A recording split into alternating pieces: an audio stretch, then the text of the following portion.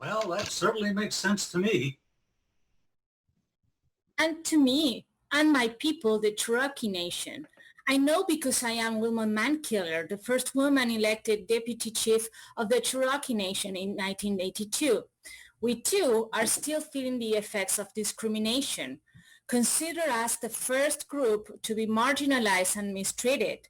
Do you remember the disastrous forced relocation of my people from our ancestors' homelands in the southeastern United States to designated territory west of the Mississippi River? We suffer from exposure, disease, and starvation. Our journey was truly a trail of tears. I guess when you wrote "We the People," you never had us, the original residents of these lands, in mind. Today, we still have persistent problems: high unemployment, leaked oil onto our sacred lands, and broken promises. When will these needs and interests of the American Indian ever come first? I am Andrew Carnegie, an industrialist, but I understand your frustration. Nevertheless, it must be clear that we pioneers of this great country understood that to rise, become world leaders, we needed to take over the lands and build on them modern towns and cities that could prosper. We can't stop progress. We don't have the luxury of smelling the flowers, nurturing the ground, when we need to use our resources to build a better future. What future are you talking about? It shouldn't be an either-or situation.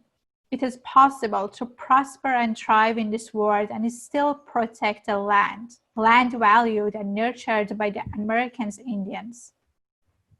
I'm Rachel Carson, known as the founder of the environmental movement. My 1962 book, Silent Spring, was initially denounced and ridiculed by chemical companies. When my observations about the harmful effects of pesticides were proven, DDT were banned. You must listen. Today, the warnings of environmentalists must be heeded. What warnings, Rachel? What don't we know? Global warming is really happening.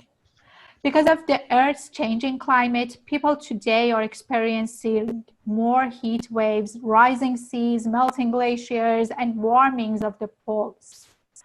The future looks grim.